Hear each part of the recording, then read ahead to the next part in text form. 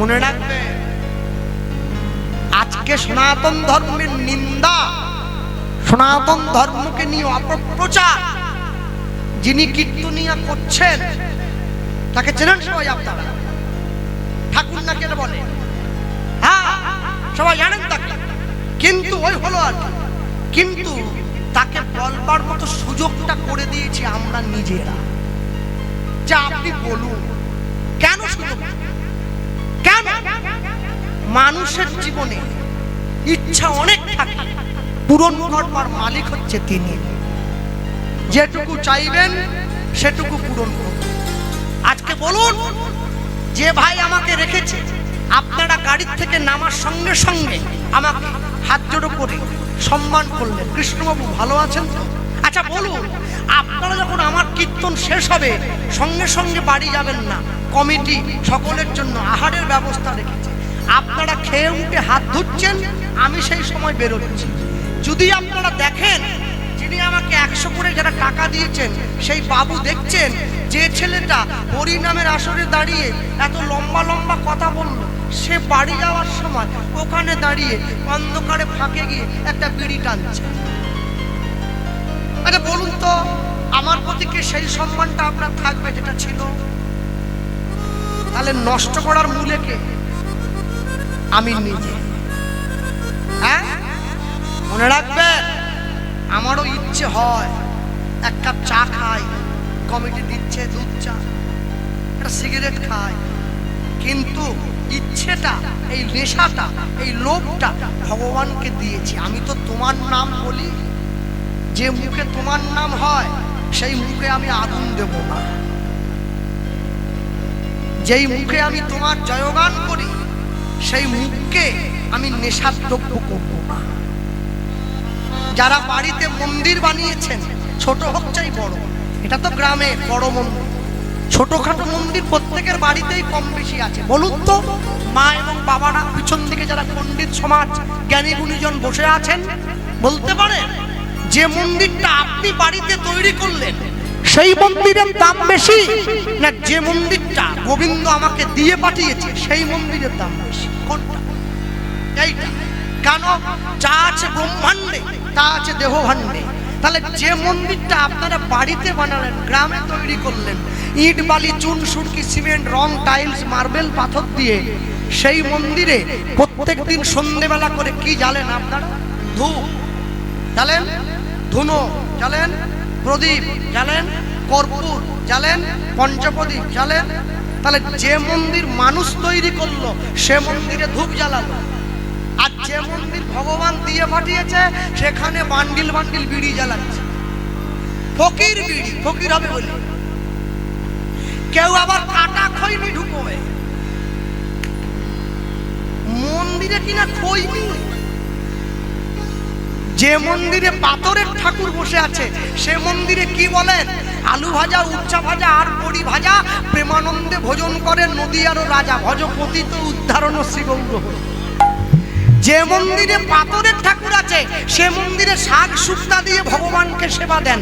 যে মন্দিরে সাক্ষাৎ ভগবান বসে আছে, হৃদয় মন্দির, সেখানে কেজি কেজি মুরগির মাংস ঢুকিয়ে যাচ্ছে। একদিন জানতাম মানুষ শুধু মুরগি খায়, ইদানিং দক্ষিণ 24 পরগনা দেখছে মুরগির ঠ্যাংও বিক্রি হচ্ছে। ওকে টেংরি বলা, টেংরি খাচ্ছে, লোকে টেংরি খুলে নেবে। টেংরি না খেলে জোর বাড়ে। যে যেমন কর্ম করে আসিয়া এই চরাচরে, কর্ম অনুযায়ী ফল লয়। জন্মিয়া মনুষ্য জন্ম, কেউ যদি করে পশু কর্ম, পশুজনই হইবে নিশ্চয়। একটা মাটিতে 3টে গাছ লাগানো হয়েছে, একটা মিষ্টি কুমড়োর গাছ, একটা উচ্ছের গাছ, একটা কাঁচা লঙ্কার গাছ। 3টে গাছে একই পুকুর থেকে জল তুলে দেওয়া হলো, 3টে গাছে একই রকমের ফসল ফললো না। কুমড়োটা মিষ্টি, লঙ্কাটা ঝাল, উচ্ছেটা তিতো। যে মায়েরা বসে আছেন রাগ করবেন, প্রত্যেকের তো একই নিয়মে বিয়ে হয়েছে, হয় না? আরে কে 5000 লোক খাইছে, আমি যার বাপের টাকা আছে সে খাই, নিয়ম একই। মঙ্গলং ভগবান বিষ্ণু মঙ্গলং গরুড়ধ্বজ মঙ্গলং পুণ্ডরীকাক্ষং মঙ্গলায় তনহরি। নিয়ম এক, প্রত্যেক মায়েরা একই স্মৃতির সিঁদুর কপালে দিয়ে যাচ্ছেন লাল। যার স্বামী টোটো চালায় তারও লাল, যার স্বামী টোটো কোম্পানির মালিক তারও লাল। প্রত্যেকে একই নিয়মে সন্তান গ্রহণ করেছেন, একই নিয়মে সন্তানের জন্ম দিয়েছেন। তাহলে কারোরটা চোর আর কারোরটা সাধু কারো বলুন দেখি, যা হবে তো একই হয়ে যাবে। একে কর্ম বলা। লতা মঙ্গেশকর 25টা গান গাইতেন একটা শাড়ি পরে। আমি কোনোদিন যতবার টিভিতে ছোট থেকে দেখেছি কোনোদিন শাড়ি ছাড়া অন্য পোশাকে দেখিনি। আপনারা দেখেছেন? গোটা পৃথিবীর শ্রেষ্ঠ গায়িকা লতা মঙ্গেশকর, তাও শাড়িটা আবার আঁচলটা পিঠের ওপর দিয়ে এইভাবে। হ্যাঁ, আর নেহা কক্কর একটা গান গাইতে 25টা জিন্সের প্যান্ট পাল্টায়। একে চরিত্র বলা। চোখের সামনে সব ঘুরছে। মৌমাছি কি খায়? মধু। মাছি কি খায়? পুঁজ, রক্ত। এটাকে রুচি বলা। আপনি জীবনে ঠিক করবেন কেমন রুচিটা তৈরি করবেন। হ্যাঁ, যদি দেখেন আপনার জায়গাটার কি নাম? মাধবপুর। যদি দেখেন মাধবপুর বাজার, হ্যাঁ অনেকে আবার বলেন, বলে বৃন্দাবন যদি বলে, পুরীর জগন্নাথ দীঘার জগন্নাথ যেই রকম ওই মাধবপুর আর বৃন্দাবন সেই। বৃন্দাবন বলতেছে বৃন্দাবন যেখানে হয় নাম সংকীর্তন সেটাই বৃন্দাবন। লোকে হাত তুললো, আরে বলো, হাত তুলে দিল, ও বাবা রে হাত নামিয়ে দিলে পেঁয়াজি খাচ্ছে। বৃন্দাবন পেঁয়াজি খাওয়ার জায়গা? বৃন্দাবন। এই মাধবপুরে যদি দেখেন মাধবপুর বাজারে চায়ের দোকান বেশি বেশি করে বেড়ে যাচ্ছে, তাহলে বুঝবেন মাধবপুরের মানুষ অসৎ সঙ্গ করতে ভালোবাসে। যদি দেখেন মাধবপুর বাজারে ফলের দোকান বাড়ছে, তাহলে বুঝবেন মাধবপুরের মানুষ স্বাস্থ্য সচেতন। যদি দেখেন মাধবপুর বাজারে সোনার দোকান দুটো ছিল আরো 3টে হয়েছে, বুঝবেন মাধবপুরের মানুষের প্রচুর টাকা আছে। আর যদি দেখেন মাধবপুর গ্রামে সন্ধ্যের পরে প্রত্যেকটা বাড়িতে হাতে তালি দিয়ে 10 মিনিট করে সব বাড়িতে হরিনাম সংকীর্তন হচ্ছে, বুঝবেন মাধবপুরের মানুষ গোবিন্দের চরণের নিকটে পৌঁছে গেছে। হরিনাম এতই খাবলা খাবলা গায়ে নাই, ছাল বাগলা রামায়ণ গায়ে একলা একলা বললেই হলো না। ভগবানকে চাওয়া সহ পাওয়া কঠিন। আপনি জগতে যা কিছু করবেন, যা কিছু ভাববেন, ভেবে চিন্তে করুন। এমন লোক আছে দুপুরবেলা খেয়ে গিয়ে বিছানায় শুয়েছে, হরিনাম করছে মনে মনে বিড়বিড় করে, ঘুমের মধ্যে মরে গেল। ছেলে বৌমার ঝেঁটা নেই, ভাগ করা করি নেই। ভাগ করা বলে যে বাপের 4টে ছেলে তারা ভাগ করেছে, মা জানুয়ারিটা তোমার কাছে, ফেব্রুয়ারিটা ছোট ভাইয়ের কাছে। মেজো ভাই একটু বেশি চালাক, সে বলে যে মাসটা 29 দিনে ও মাসটা মা কোথা খাবে, একদিন কম। বড় ভাই তো আগে জন্মেছে, ওটা আবার স্কুল মাস্টার। তারা মাস্টার বলবো নি, মাস্টারদের যে কি দুর্দশা, পেপার পেতে রাস্তায় শুয়ে আছে। চাকরি চলে গেছে, চুরির চাকরি চোরে নিয়ে চলে গেছে। যার টাকা নেই সে ভগবানকে ডাকছে, আমাকে টাকা দাও। যার টাকা আছে সে তো টাকা বাথরুমে রেখে দিয়ে ভগবানকে ডাক, আমাকে জেল থেকে ছাড়ি দাও। ভগবান বলে আমি কোন দিকে যাব? হ্যাঁ, তোকে দিয়েছি তুই ডাকছিস, ওকে দেইনি ও ডাক। টাকা গোনার জন্য লোক রেখেছি রে বাবা। কি টাকা? টাকার উপরে টাকা, তার উপরে টাকা, পুরোত্ব আসল জায়গা ফাঁকা, শুধু টাকা। হ্যাঁ, বেশি বলবো, ইঞ্জেকশনের ডোজ বেশি করা যাবে, টেনে দিতে হবে, রুগী মরে যেতে পারে। হ্যাঁ, ছেড়ে দেন। একটা কথা মাথায় রাখবেন, যারা বসে আছে, আমরা কিন্তু আমরা শ্যামসুন্দর দাসবাবুর জেলার লোক, কে ঠিক না? আমরা কথা ধার করি না, কথা তৈরি। আমাদের থেকে ধার করে সকলে, আমরা কি ধার?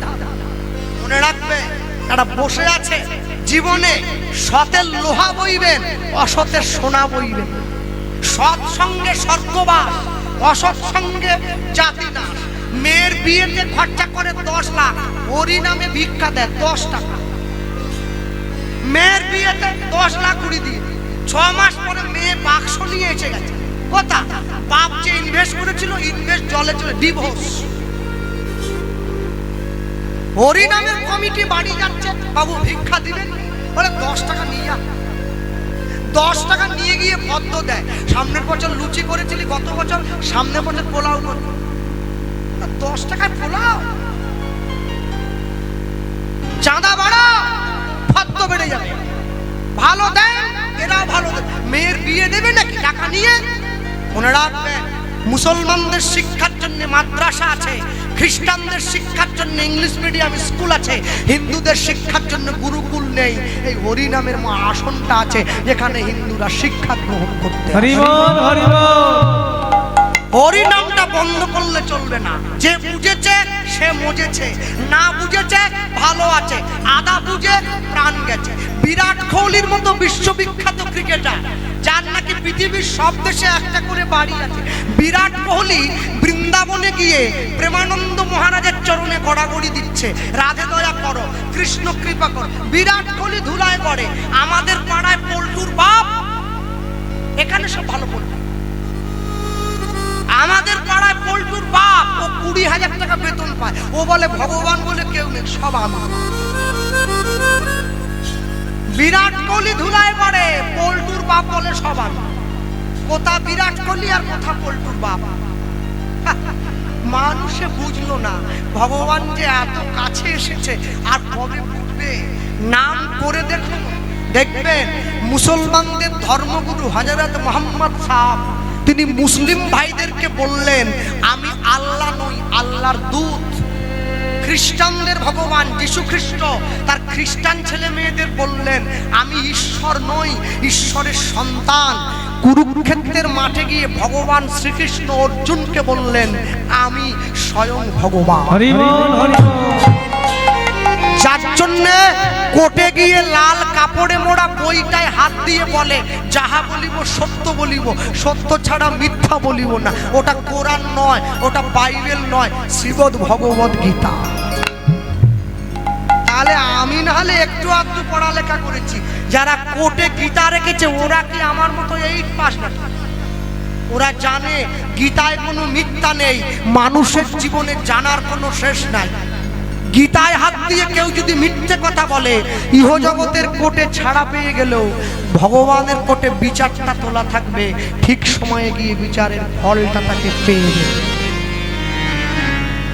শিলাবতী নিজের স্বামী শিলাবতীকে বুঝিয়ে দিয়ে যুদ্ধে চলে গেল। 1 দিন 2 দিন 3 দিন করে 7 দিন কেটে গেছে। 8 দিনের দিন সকালবেলা মা রান্না করে গোবিন্দকে সেবা দিয়েছে। সকাল গড়িয়ে দুপুর হলো, দুপুর গড়িয়ে বিকেল হলো, বিকেল গড়িয়ে সন্ধে হয়ে গেল, স্বামী এলো না। আর ওইদিকে সন্ধেবেলায় মা কি করছে? তুলসী তলায় প্রদীপটা নিয়ে প্রদীপটা দিতে যাচ্ছে। কৃষ্ণ কৃষ্ণ কৃষ্ণ কৃষ্ণ কৃষ্ণ কৃষ্ণ কৃষ্ণ হে উলুধ্বনি, কৃষ্ণ কৃষ্ণ কৃষ্ণ কৃষ্ণ কৃষ্ণ কৃষ্ণ কৃষ্ণ কৃষ্ণ কৃষ্ণ কৃষ্ণ কৃষ্ণ কৃষ্ণ কৃষ্ণ কৃষ্ণ কৃষ্ণ কৃষ্ণ হে কৃষ্ণ কৃষ্ণ কৃষ্ণ কৃষ্ণ কৃষ্ণ কৃষ্ণ কৃষ্ণ হে হরি হরি বল। কৃষ্ণ কৃষ্ণ কৃষ্ণ কৃষ্ণ কৃষ্ণ কৃষ্ণ কৃষ্ণ হে কৃষ্ণ কৃষ্ণ কৃষ্ণ কৃষ্ণ কৃষ্ণ কৃষ্ণ কৃষ্ণ হে দয়াময়।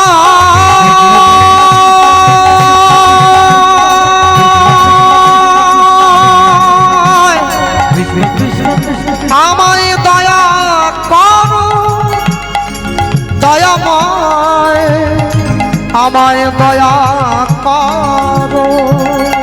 কৃষ্ণ কৃষ্ণ কৃষ্ণ কৃষ্ণ কৃষ্ণ কৃষ্ণ কৃষ্ণ তাই গৌর হরি বল।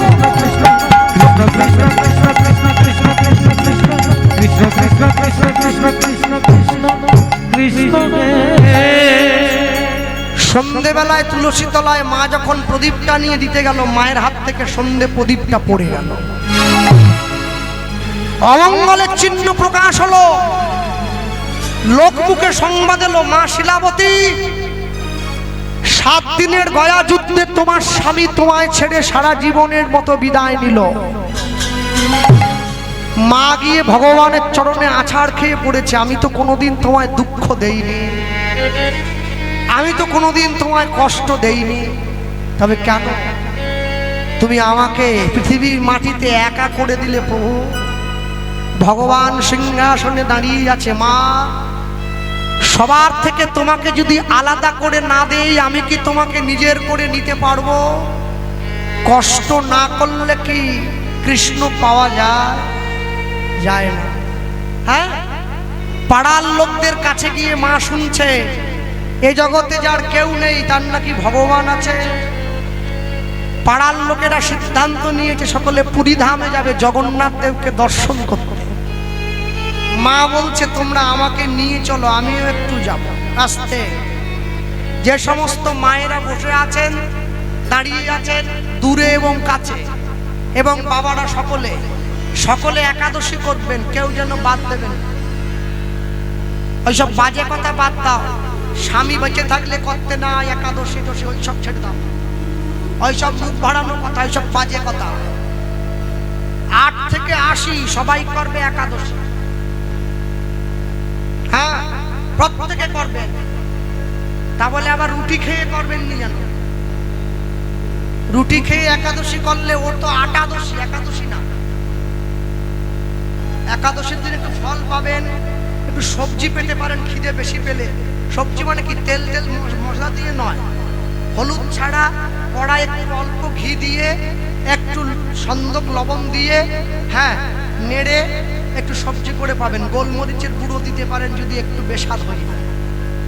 একাদশী করবেন, মাসে তো একটা দুটো, অসুবিধে করে। মাসের মধ্যে 1-2 দিনকে একটু পাকস্থলীটাকে বিশ্রাম দিলে ওটা ভালো থাকে। একাদশী করবেন, সারা জীবন তো শুধু খেয়েই গেলেন, খেতে তো কেউ না বলেনি, হ্যাঁ, কিন্তু একাদশী করবেন প্রত্যেকের জন্য বলে গেলাম। ভক্তমণ্ডলী, ভক্তিমতী মায়েরা, আর এই যে ভাই এবং দাদা ভাই, এই যে পিছনটা ফাঁকা আছে না, এই পিছনে একটা ব্যানার করতে হবে, এখানে লিখতে হবে হরিনাম মহাযজ্ঞ এবং সনাতন ধর্ম হিন্দু মহাসভা, ওইটা লেখা থাকবে। আচ্ছা, তো ওইটা আগামী থেকে এখানে চিটিয়ে দেবে, সকলের চোখে পড়বে। হ্যাঁ, এই হিন্দুগুলোকে একটু জাগিয়ে দিতে হবে, সব তো ঘুমিয়ে আছে। পাশের বাড়িতে আগুন লাগলে নিজের বাড়ির দরজা বন্ধ করে দেয়। হ্যাঁ, বলে ওর বাড়িতে আগুন লেগেছে, আমার কি? আরে বাবু তোমারও লাগবে, কোলাপসে বলো গেট ঢুকে পড়লো বলে দাঁড়িয়ে পড়ুন। পাশের বাড়িতে ক্ষতি হলে ওটাকে নিজের মনে করুন, একটু ঝাঁপিয়ে পড়ুন, তবে তো পাশের লোক উপকৃত হবে। আপনি বিপদে তবে তো তাকে পাশে পাবেন, না হলে কেন পাবেন? কেন পাবে? পাড়ার লোকদের সঙ্গে মা জগন্নাথ দর্শনে যাচ্ছে, মুখে কি বলে? পথ চলিতে আর বলিতে, উলুধ্বনি পথ চলিতে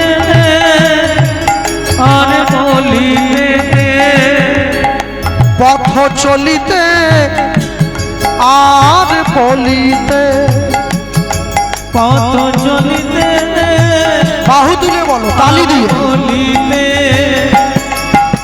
তুমি গাহো গাহো কৃষ্ণ নাম, মধুর নাম, হরি নাম, হরি বল, হরি বল, কৃষ্ণ নাম, মধুর নাম, হরি নাম, তুমি গাহো গাহো কৃষ্ণ নাম, মধুর নাম, হরি নাম, তুমি গাও কৃষ্ণ নাম, মধুর নাম, হরি নাম, পথ চলিতে আর বলিতে, উলুধ্বনি পথ চলিতে আর বলিতে, সম্মুখে আধার রাত্রি, ওগো তুমি যে পথযাত্রী, সম্মুখে আধার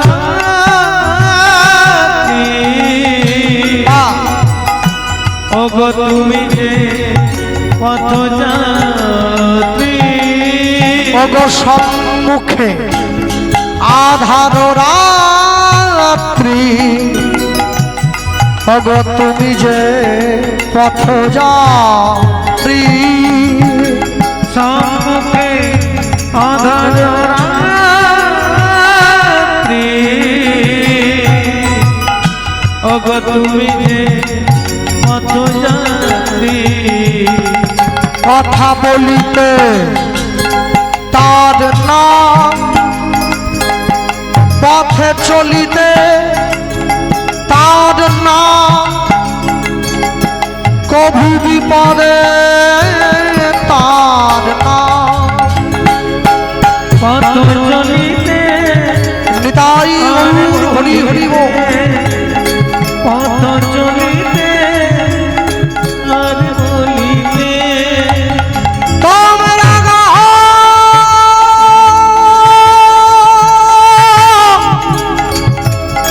কৃষ্ণ নাম মধুর নাম গাহ না গাহ না গাহ হরি নাম পথ চলিতে আর বলিতে হরি হরি ও পথ চলিতে আর বলিতে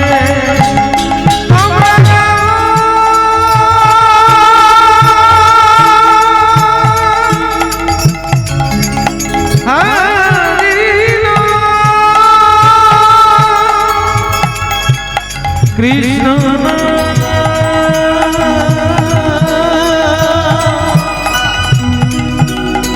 মধুর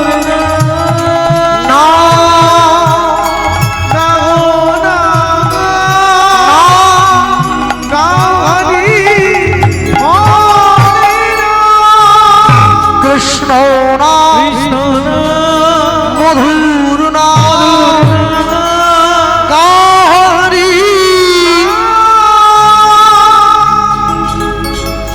জঙ্গলের মধ্যে দিয়ে চলতে গিয়ে মা শিলাবতী পাথরের ঢিপিতে উঁচুট খেয়ে আছাড় খেয়ে মাটিতে পড়ে গেল। পাড়ার লোকেরা সবাই মাকে ফেলে দিয়ে পালিয়ে গেল। চলো ভাই, ও যদি মরে যায় বাকি লোকেরা আমাদের ধরবে। সুখের দিনে অনেক বন্ধু পাওয়া যায়, বিপদের দিনে বন্ধু পাওয়া বড় দায়। বিপদের দিনে যে পাশে এসে দাঁড়ায় তাকে বন্ধু বলে বলা হয়।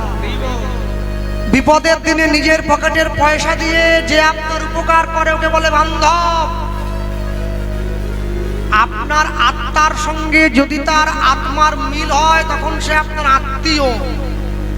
আত্মীয় যদি আপনাকে গোবিন্দ চরণে নিয়ে যায় তখন সে আপনার পরমাত্মীয়। আর যে লোকগুলো 6 মাসে 9 মাসে করে আপনার বাড়িতে এসে ভালো মন্দ খেয়ে আপনাকে গাল দিয়ে যায় ওকে বলে কুটুম। ওরা আপনারই খাবে, ঘুরে আপনাকে গাল দিবে, বলে সবই করলো, একটু ফুলকপি করলো নি, যেন ফুলকপি পথে পড়ে আছে, 100 টাকা পিস করলো নি আবার।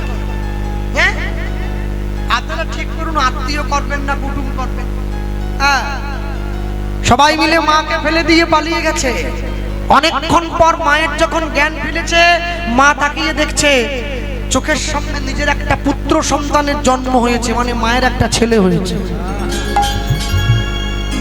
আর ওই যে মা যখন দেখলো একটা ছেলে হয়েছে, মায়ের মনে যত দুঃখ থাক, ছেলে মেয়ের মুখ দেখলে মায়েরা সব দুঃখ ভুলে গিয়ে ছেলে মেয়েটাকে বুকে জড়িয়ে ধরে। কিন্তু এই মায়ের ক্ষেত্রে উল্টো হলো। ছেলেটাকে বুকে জড়িয়ে ধরে মায়ের মনে রাগ হলো। কেন? মা চিন্তা করলো এমন একটা সন্তানের জন্ম দিলাম যে জন্মাবার আগে আমার স্বামীকে মারল, জন্মাবার পরে আমার জগন্নাথ দর্শনে বাধা দিল, তোকে আমি সঙ্গে নেব না, ছুড়ে দিল। মা যখনই ছেলেটাকে ছুঁড়ে দিয়েছে, ভগবান ছুটে গিয়ে ওকে কোল পেতে কোলে নিয়ে নিয়েছে। রাখে হরি মারে কে? আর যাকে মারে হরি বাঁচাবে কে? ভগবান ওকে কোল পেতে কোলে নিয়ে একটা অশ্বত্থ গাছের ডালে আশ্রয় দিয়েছে। যে গাছের ডালটিতে ভগবান ওই ছেলেটাকে আশ্রয় দিল, ওই গাছটা আজও পর্যন্ত বাঁকুড়া বিষ্ণুপুরে আছে, গেলে দেখে আসবে। তবে গাছটাকে জড়িয়ে ধরতে গেলে 2-4 জনে হবে না, 10 থেকে 15 জন লোক লাগবে, এত মোটা। সেই গাছে মায়েরা ঢিল বাঁধে, মানসিক করে, দণ্ডি কাটে, সেই গাছ। ছেলেটা তো বেঁচে গিয়েছে। মা কি করলো? গায়ের জোরে উঠে চলে যাচ্ছে, জগন্নাথ দেখতে পারলো না, মুখ থুবড়ে পড়লো। সদ্য প্রসবিনী মা, ওই মন্দিরের জগন্নাথ রাখাল বালকের বেশ ধরে আসছে। জগন্নাথের কথা বলতে গিয়ে মনে পড়ে গেল